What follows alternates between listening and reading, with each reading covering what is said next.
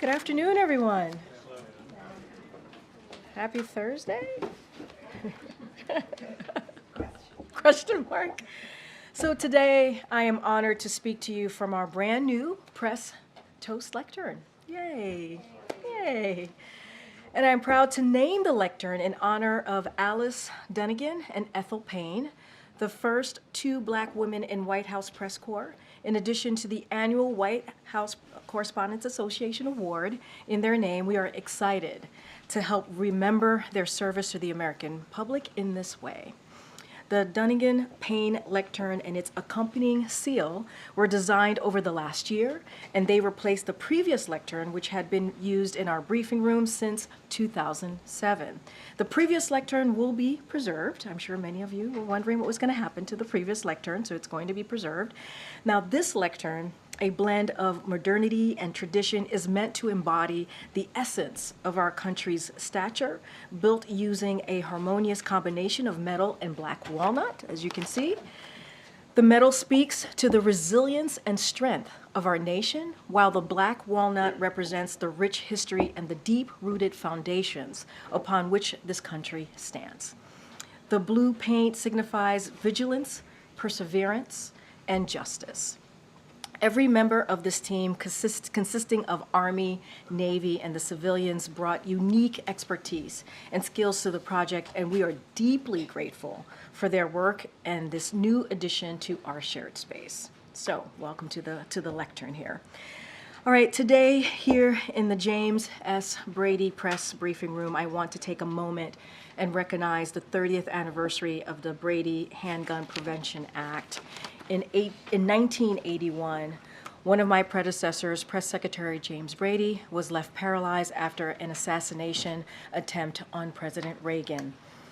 In 1993, the Brady Bill, which James Brady advocated for, and which President Biden worked to pass as then chairman of the Senate Judiciary Committee, created the background check system that we have today. According to the Department of Justice, this system has denied over 4.4 million applications and prevented guns from getting into the hands of domestic abusers and people with felony records. Building on these efforts, President Biden continues to take historic action on gun safety, including strengthening background checks through the bipartisan Safer Communities Act, which is the most sweeping gun safety legislation in the last 3 decades. Specifically, the law enhances background checks for people under 21, and a proposed rule implementing the law would close the gun show and internet loophole.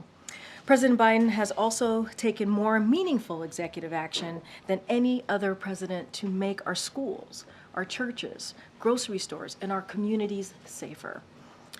We're also encouraged to see 20 states step up to pass laws to expand background checks to cover private sales, including most recently in Minnesota and also in Michigan.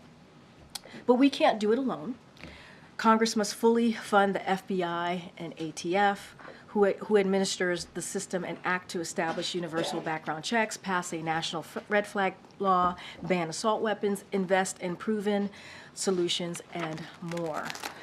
Now turning to the economy, today and yesterday we got more good news on the economy as inflation continues to fall and the economy continues to grow. Today, annual inflation fell to its lowest level in more than 2.5 years, and monthly inflation was 0. Again, 0.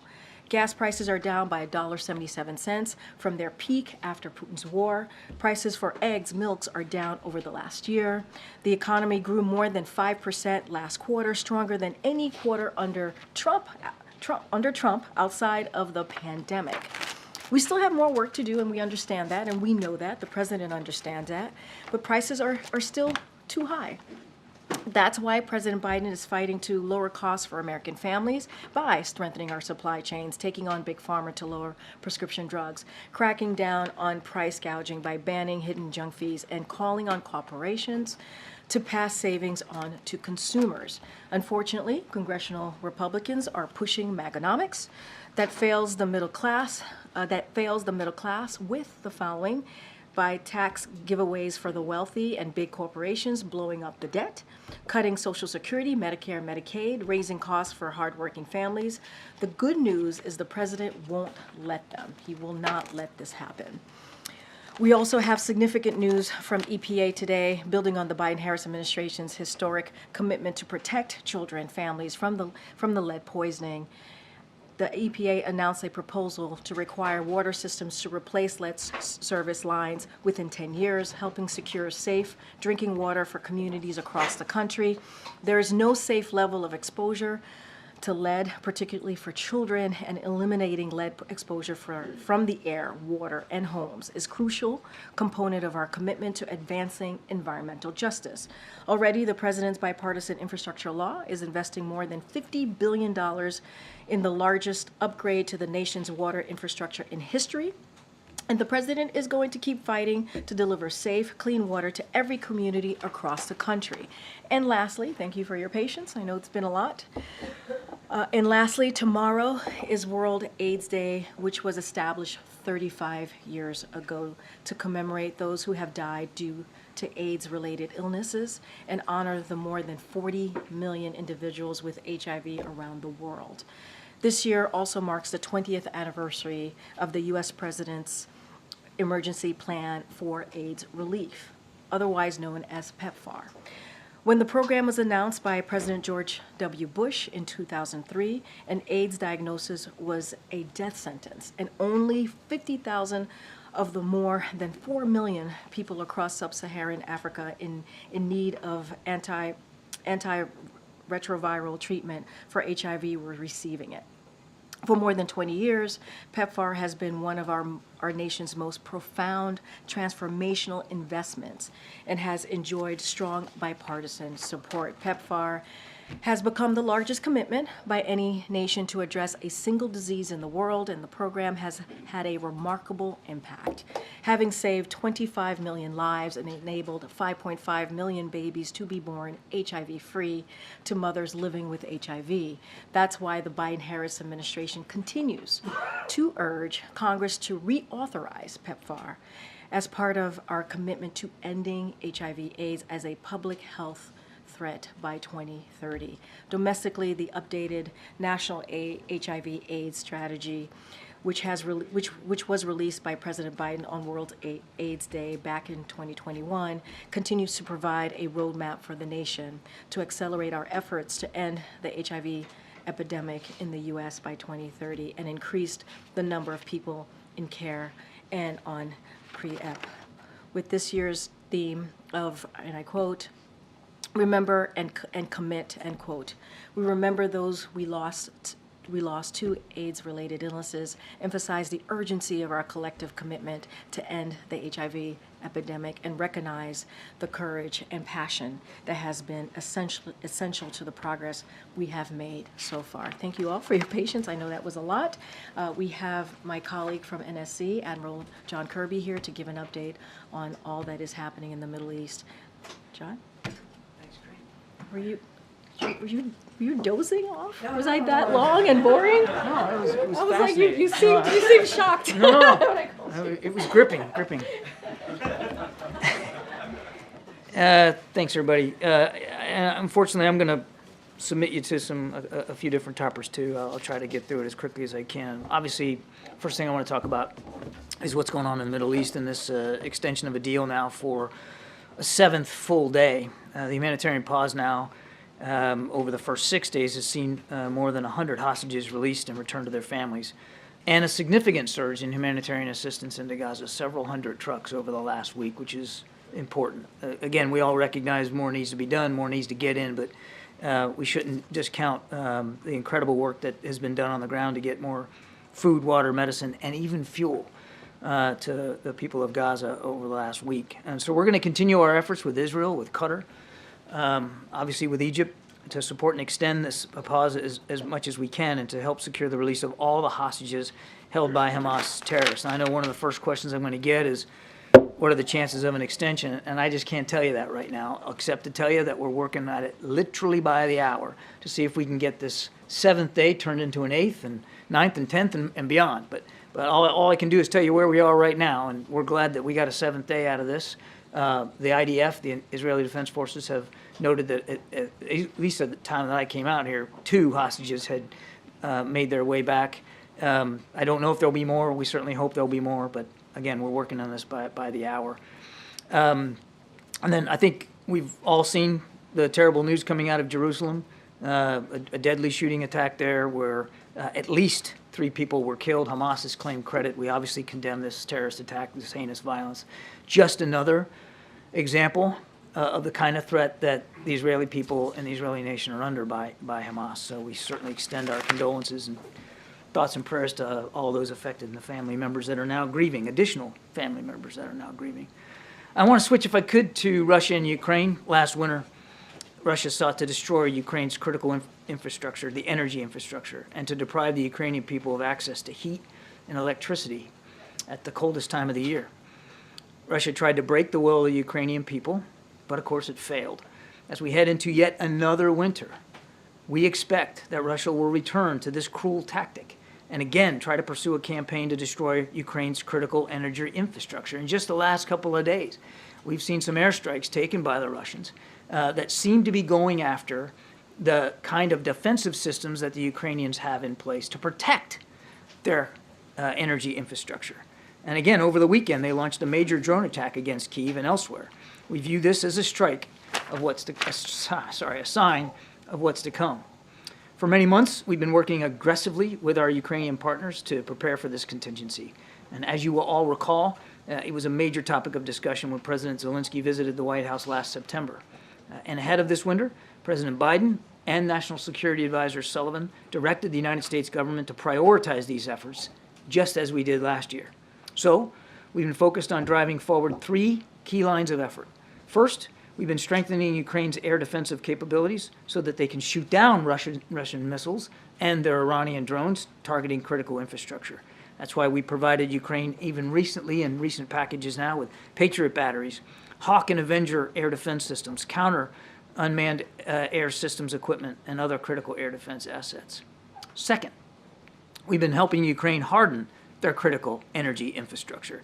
We provided them with extensive amounts of defensive protection equipment, including wire mesh, rebar, and HESCO barriers to protect critical infrastructure. And our experts at DoD and at the Department of Energy and the U.S. Agency for International Development have all been advising Ukrainian officials on how to use this equipment most effectively. And third, we've been providing Ukraine with backup equipment and supplies, including high-voltage auto transformers, industrial-sized gas generators, and mobile off-grid equipment to add resiliency and prevent people from losing heat and electricity if Russia's strikes get through and are successful. We're pursuing these lines of effort in coordination with our allies and our partners. The President has been leading a coalition of more than 50 countries to provide Ukraine with the security assistance it needs, including additional, as I said, Patriot batteries, SAMP-T systems, and hundreds of air defense missiles. Last winter, we stood up the G7 Plus Energy Coordination Group, which we continue to lead and convene on a regular basis. Through this forum and others, our allies and partners have provided Ukraine with energy equipment and backup supplies, as I said, including power generation equipment, transmission infrastructure, and further passive protection. This is no easy task, none of this. We have more work to do in support of Ukraine, and we need Congress to take action to pass additional supplemental funding so that we can keep providing Ukraine with the air defense assets, the protection equipment, and the backup supplies that they need. President Putin appears certainly intent on continuing this conflict and on taking it directly to the Ukrainian people, again at the coldest months of the year. We can and we must do more to assure Ukraine is in the best possible position to defend itself and its critical energy infrastructure throughout the winter. And I want just one more foot stomp on the supplemental funding is important. We didn't pull those figures out of thin air. We need that funding. We continue to urge Congress to pass that supplemental as soon as possible. Again, as I said before many times, the runway's getting shorter. And we think we got till, about the end of the year before it gets really, really hard to continue to support Ukraine. And the end of the year is coming soon. Now, just real quickly on Angola, As you know, President Biden is hosting President Lourenco of Angola later this afternoon. He's looking forward to this meeting very, very much. The U.S.-Angola relationship has flourished over the course of this year through frequent and productive senior-level engagements between our two countries, including in September when Secretary of Defense Lloyd Austin became the first ever sitting Secretary of Defense to visit Angola and to talk to them about mutual security opportunities, particularly in the maritime environment. President Biden looks forward to capping off a historic year in this bilateral relationship by discussing all of the things that we can do with President Lourenco to strengthen our cooperation and our relationship with Angola, not just in the security environment, but economically, diplomatically as well. They're a strategic partner and a growing global voice on issues of peace and security. We're particularly grateful to Angola for its very principled stand on the conflict in Ukraine and the role that President Lourenco is playing to advance solutions to conflicts elsewhere on the continent. Angola and the United States are expanding our economic cooperation at record speed, including pursuing additional investments through the President's flagship Partnership for Global Infrastructure and Investment to build quality, sustainable infrastructure that connects Angola to global markets. And of course, we'll have a readout of that meeting when it's over. Thank you, and appreciate your forbearance. Thank you, Admiral. So the U.S. administration has been clear that they've asked Israel to be more targeted in its military operations in southern Gaza, but Israel has vowed to resume this fighting with full force when it starts again. So what has the president specifically told Netanyahu, and how much daylight is there between what the president wants and what Israel wants? So obviously we continue to believe that Israel has the right and responsibility to go after Hamas. They have said, they have spoken for their military campaign, and they have said very clearly that that when these pauses are over, they intend to go back at it. And as they make that decision, they'll continue to find support from the United States in terms of the tools and capabilities, the weapon systems that they need, as well as the advice and the perspectives that we can offer in terms of urban warfare. No nation should have to stand for what Israel had to experience on the 7th of October. So I won't speak for their operations, and I'm certainly not going to get into private conversations that the president has had with the prime minister, but he has been clear publicly and certainly in his discussions with the war cabinet that they will continue to have United States support as they go after these terrorists. And again, just look at what happened today in Jerusalem. I mean, if anybody's guessing and wondering whether Hamas still has murderous intentions against the Israeli people, just look at what happened in Jerusalem today. You mentioned before that the U.S. believes there are 2 American women held. One has been released. So does that mean there is 1 American woman left being held? And what do we know about her conditions? Do we think she could be released soon? I wish I had good answers for those questions. Unfortunately, we don't know. We do believe that that of the unaccounted for Americans, that we believe there's 1 other woman that's unaccounted for, and that we had believed was taken hostage. So we were hoping to see 2 women and, of course, little Abigail come out over the last week. We're certainly grateful that we've now gotten 6 Americans out, but I don't have additional information on this individual or where she might be or what her condition is. I just don't know. Does the U.S. believe that Hamas does not know where all the hostages are, or is that just something they're propagating the U.S. believes in order to delay this? I can't say with certainty what Hamas knows or doesn't know. They launched these attacks on the 7th of October with 2 purposes, one to kill, the other to take hostage. And they did that to a fairly well. We do think that there are some other groups other than Hamas that might be holding hostages. But that's not to say that Hamas doesn't have visibility on that or doesn't have a way to find out about it. So the onus is really on Hamas as this deal progresses today to identify, locate, and secure these hostages and get them to the Red Cross so that they can get to safety. But I couldn't speak with great certainty about exactly what Hamas knows and doesn't know. Thanks. Administration officials said yesterday that there is an effort to encourage the Israelis in this southern Gaza operation to kind of narrow the target, make sure that civilians have a clear idea of where they can seek refuge. Is there a concern that that might give a heads up to Hamas as well so that they can reposition as well and seek refuge? Well, there's a couple of things there, Trevor. First of all, I certainly won't speak for the Israeli military or what their plans and strategies are. I mean, they have a right to operational security in terms of what they're going to do, when they're going to do it, and how they're going to do it. So obviously, we certainly don't want to say anything from the podium or publicly that would put their operational security at risk. Secondly, we have been very consistent and clear with our Israeli counterparts that we do not support a move to the south unless or until they have adequately accounted for the protection of innocent human life, civilian life, in southern Gaza, with the understanding that there's a whole heck of a lot more innocent civilians in southern Gaza than there were a week or two ago, because the Israelis opened up corridors for them to move south. So I won't get too far ahead of operations, but what we want to see and what we're urging our Israeli counterparts to do is to make sure that there's a proper accounting for that there is appropriate safety measures put in place so that these additional now hundreds of thousands of civilians are not put at greater harm's way than they already are right now. The father of an American hostage that was released from Gaza said that he was invited to the White House to come speak with Biden in person. Do you have a date as set as far as when that's going to take place? No, sir. Okay. And then finally, I was wondering if you have any reaction to the death of Henry Kissinger and any explanation of how he has shaped this administration's foreign policy. I know he's been consulted by Jake Sullivan and Tony Blinken and others. Yeah, well, obviously our condolences go to his entire family over this loss, to his wife Nancy and to everybody else in his family, of course. It's a huge loss. This was a man who, whether you agree with him or not, whether you hold the same views or not, he served in World War II, served his country bravely in uniform, and for decades afterward, which I think we can all be grateful for and appreciate, just the public service. And again, whether you saw eye to eye with him on every issue, there's no question that he shaped foreign policy decisions for decades, and he certainly had an impact on America's role in the world. And so again, our deepest condolences go to the family.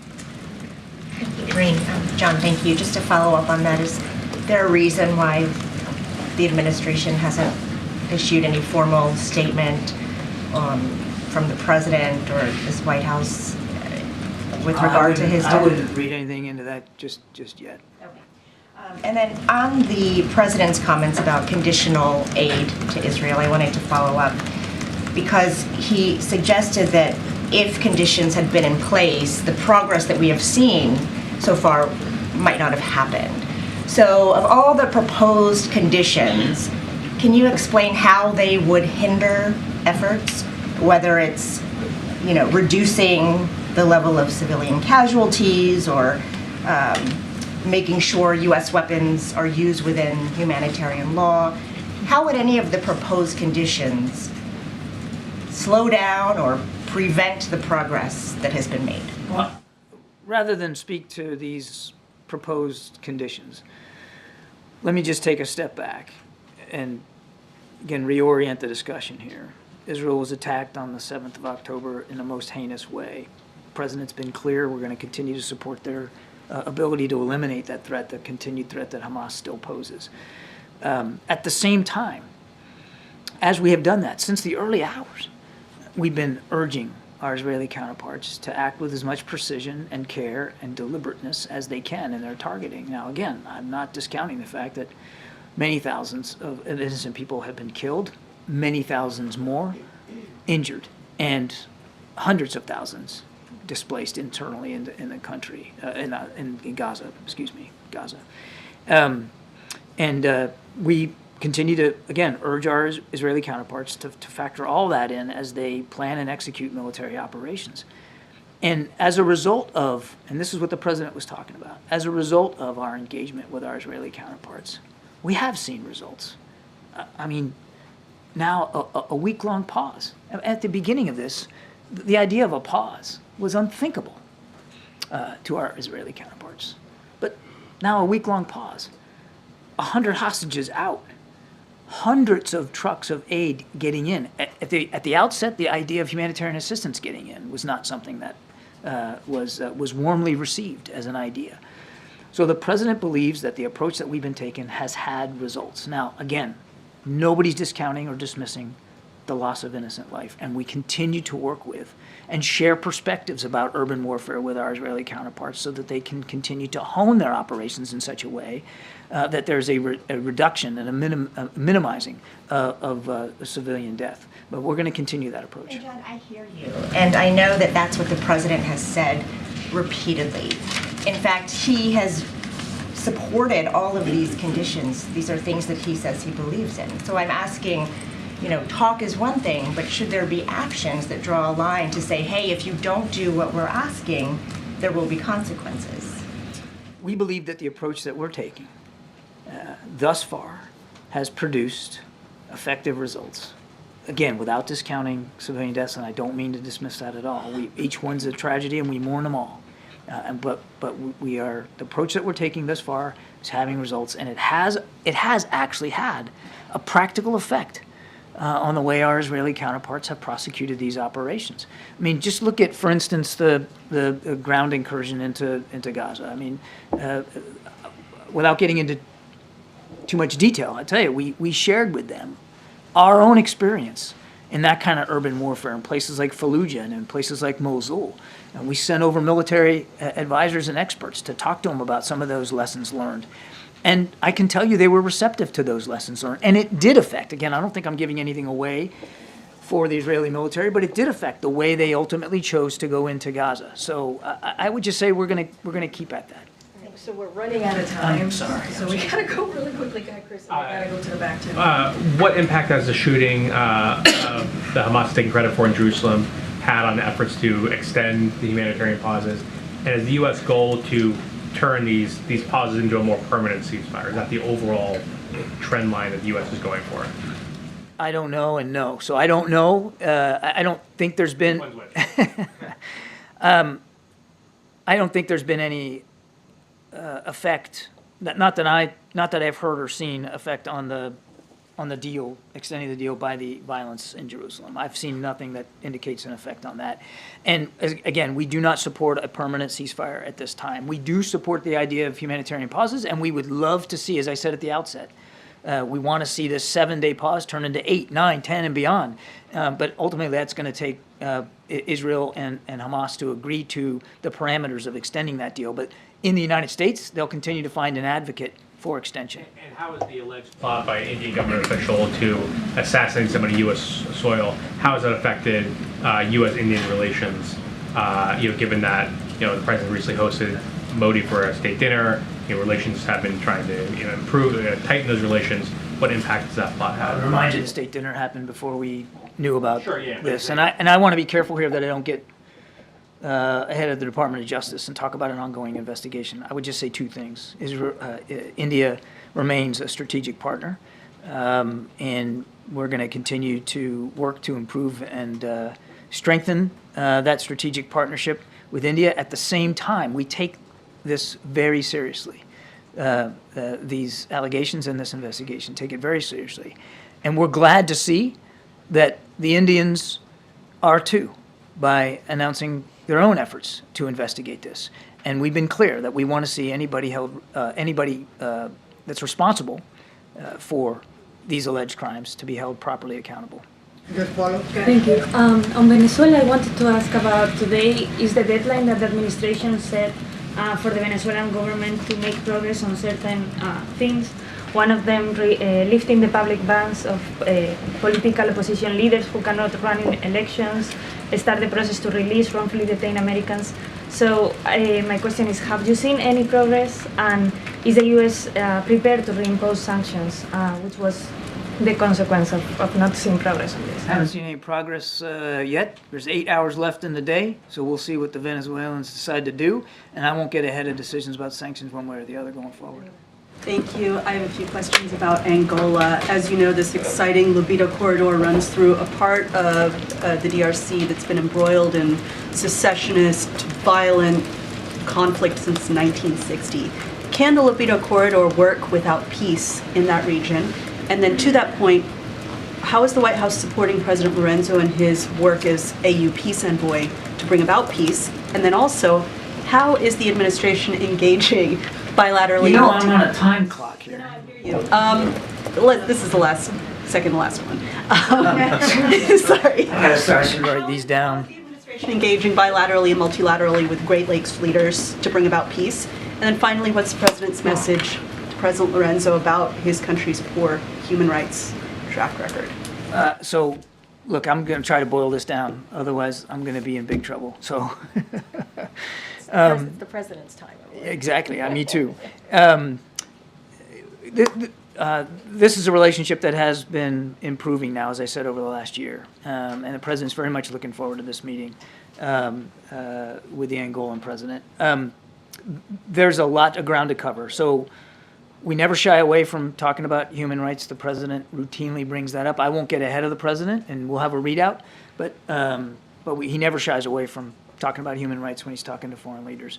Number two, we welcome President Lorenzo's efforts to foster peace. I said that at the opening statement.